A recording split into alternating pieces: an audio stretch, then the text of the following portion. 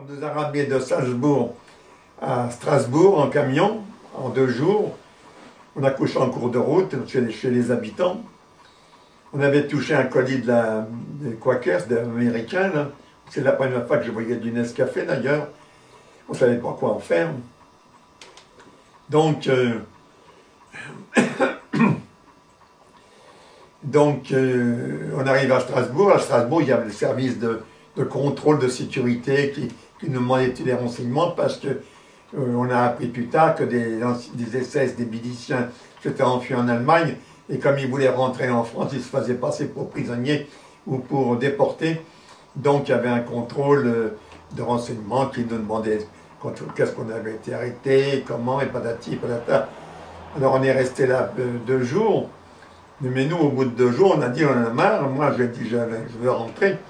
Donc on a été avec 3 camarades, on est parti à la gare, et puis il y avait un train pour Paris, et ben on s'est installé dans le train, un wagon de première classe d'ailleurs, que les contrôleurs ils sont venus pour nous faire partir, on n'a pas voulu, on a dit nous il y avait 3 ans qu'on est parti, on veut rentrer.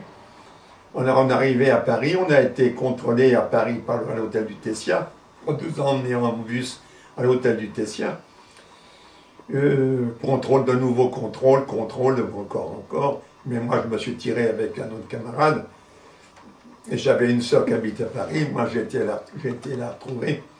Et puis, je suis pas retourné au centre. Donc, je suis rentré chez moi à Fontainebleau, où mes parents m'attendaient, sans que personne de la ville n'ait venu me voir. Mes parents n'avaient pas averti la municipalité, donc je suis rentré chez moi et ça s'est passé comme ça.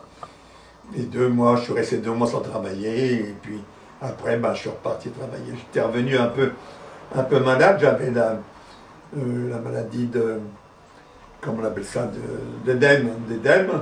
Ça s'est passé par les soins qu'un médecin m'a donné.